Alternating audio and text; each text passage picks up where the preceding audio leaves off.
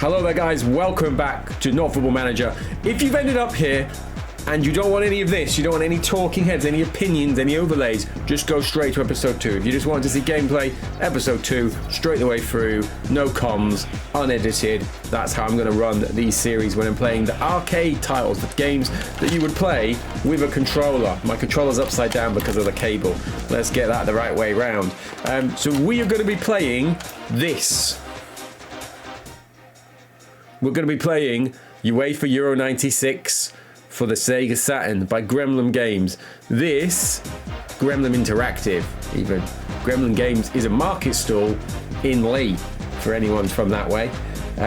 So we're going to be playing through this as Portugal. I did a little draw before. In my other series, I've been playing through as different teams who've played in the Premiership for at least some stage of the Premiership's history. National sides, though, we've drawn Portugal. I might put the little draw up here. Or I may not have, in which case you've seen nothing. So we're going to be playing this. This is Actua Soccer. We're going to be playing Euro 96. I'm going to give you a disclaimer, because it's not a spoiler. I have played through twice already for this. One time my microphone didn't work because of an error, and the second time I'd updated OBS and everything was just all askew. So I'm going to find Portugal. I'm going to talk about my thoughts on this game. Hopefully you're going to see a goal. Because in neither of those two playthroughs did I score a goal. We are going though with the actual group that they've got. So the games were played in Sheffield and Nottingham, Denmark, Portugal, Turkey, Croatia in this group D. It seems like a pretty tricky group. I know the final game is, because it seems to follow the real fixtures, the final game is Portugal versus Croatia. In real life, Portugal won that 3-0 because I checked it out. They needed to win that to get through. Croatia had played a bit of a rotated side because they'd already qualified. We're going to be playing this first game then versus Denmark. So we're going to get to that. This is my original copy. This came with my Sega Saturn way back whenever the Sega Saturn came out. I'm going to talk about this though. When you go in here, all the teams are set up. It gives me no indication of which position these players actually are. This would not have been a problem to me at the time because I probably would have just known who these are. However, I have had to go away and do some research. So for example, Secretario, who you may remember, he was at Real Madrid, but he is listed as a right back. But you can see he's number 7. He's playing in the middle of that back 4 because they're playing this weird 6-3-1 system, which I would hope has got some kind of wing backs, but it looks like a back 4 plus wing backs. Can't say I've seen that before. And then if you look at the 3 in midfield and the 1 up top, again, it's kind of all over the place. Sadly, the player models on this are all the same, so you're not going to get any of the glorious hair that was around at the time. And also, you might notice there's a very famous name missing, which is Figo. So he's just not represented at all. If you're a Celtic fan, though, or a fan of Scottish football, you will recognise, I always thought he was called George Cadet, but he is pronounced Cadete in the game as part of the glorious commentary. But so I'm going to move Secretario with Nelson, and I'm going to bring on Sa Pinto, who I believe I've got this noted down somewhere. Oh, I was going to say I was going to bring on Joey Pinto, but he's there already, isn't he?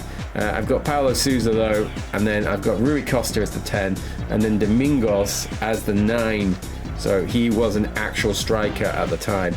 So we're going to go with this formation, this set up predetermined formation for this very first game against Denmark, or as they are down as, Saturn, which is a nice touch. We'll just have a quick check of the controls. I'm playing this on default difficulty as well. So shoot is A, speed burst is C, nearest man is X, and pass is B. Nearest man is change player, in case you were wondering if that was some kind of pass move. And it's good. It's quite contextual, this game. Quite a lot of contextual moments in it. There is a club edition for the Saturn, and then there's Actua Soccer 1, 2, and 3, and club edition for the PlayStation, for the PS1. So we'll play all of those at some stage because I like to play the different console versions.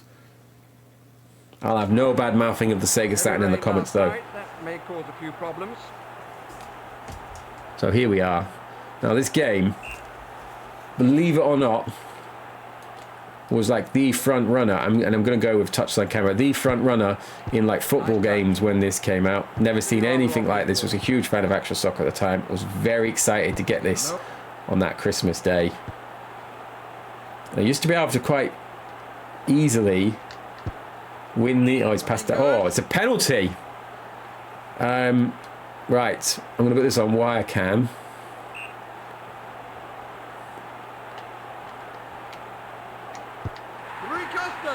Rui Costa, first goal for me in a while. Got a graphic glitch. I'm not putting a camera effect on there.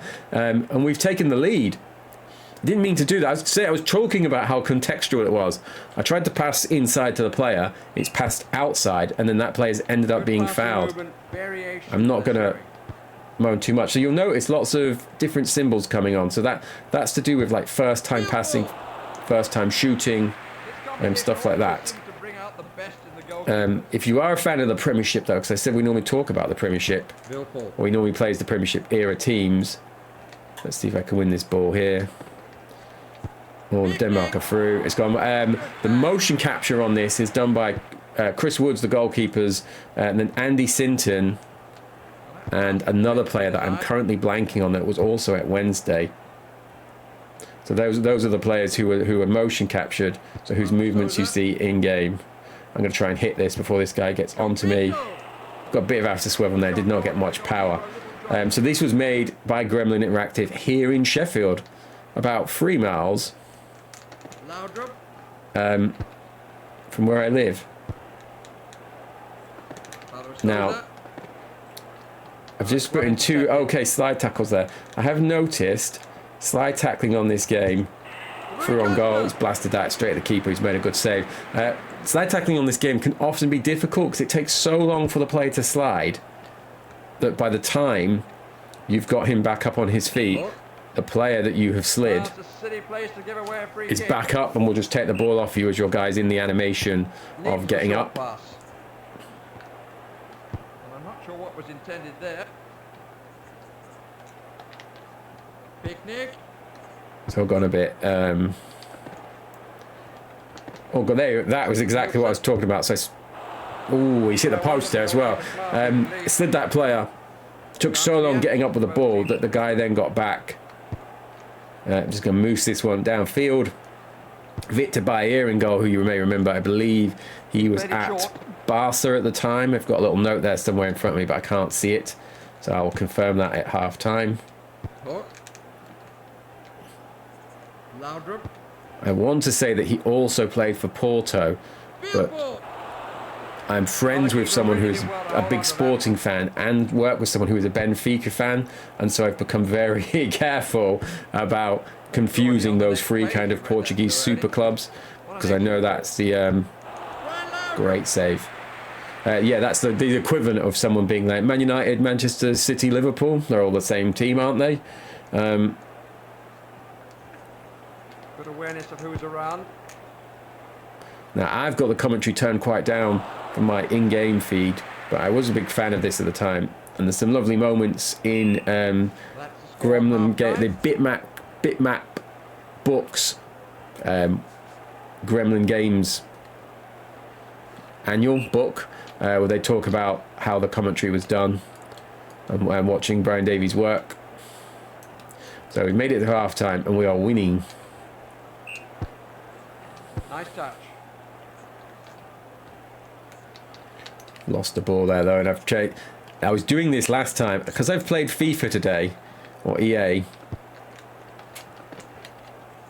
Oh, that's a great Crossover. Brought it down on his chest, way too much time, and he's put that in, and it's 1-1. It's Ramuson. I was saying, because I've played FIFA on today, that all stemmed from the fact that I've tried to change player with the top shoulder button. At least I've got a goal, but that was poor. Neat as a short pass. So they've done that in with a cross in. Let's see if I can... Oh, that's a good challenge. So yeah, so when it changes to that square, I believe that means you're in a good position to cross the ball. Oh, I'm offside there, though. Guy had not held his run. Overcomes the animated ref.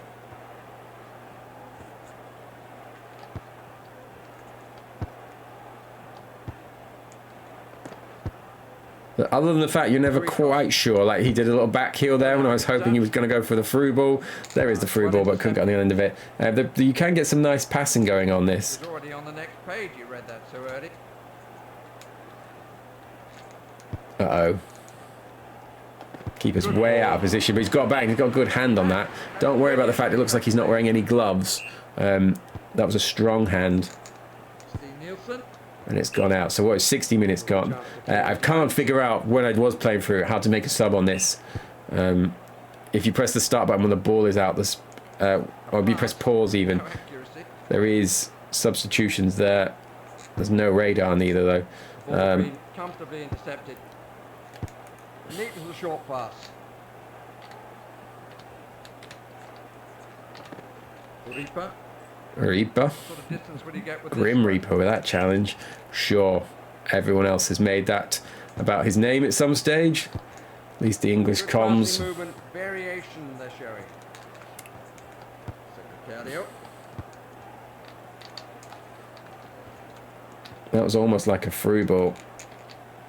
So that sometimes happens as well. I was pressing the ball there and he was getting locked into some kind of like pre-animation to trigger something. You can start to playing this as a much older fan, a much older gamer.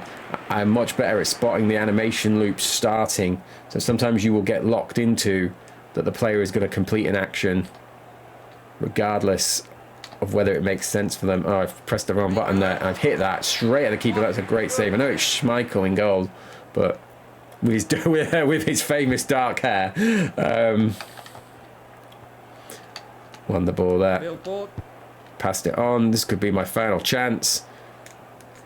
Showing some good passing. Oh, so I've managed to actually beat the keeper, but I've rolled that past the post.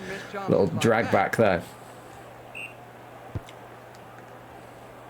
No playing out from the back in this tournament. Oh, he's hit that well. That really is a poor You don't buy a lottery ticket, etc., etc.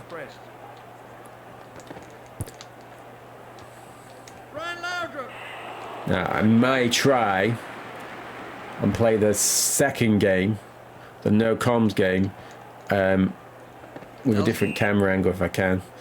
I have a lot of what happened to me just before that, where the goal kick comes down and the player's already running away and it hits him in the back and it just runs away from you, or runs away from them.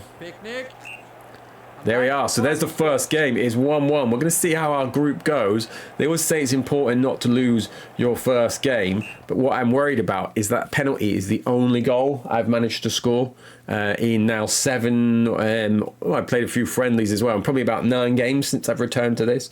Like I said, I used to be able to win the Euros quite easily, or quite handily, at least in my mind, with pretty much any team. But let's see. Let's have a look at our group. So the other game is finished 0-0. So draws. If I could get 2 more draws, as unambitious as that is, I could potentially still squeak through. But for the purposes of entertainment, I'm obviously going to try and attack in the next game and either get some goals or at least concede some goals. If you have a look around the rest of the groups, England have won 2-0. Holland, as they are in this game, have drawn 1-1 with Scotland. Spain have beat Bulgaria, France have beat Romania, Germany beat the Czech Republic, and Italy, let's say it like a normal person, and Russia have drawn 0-0 as well.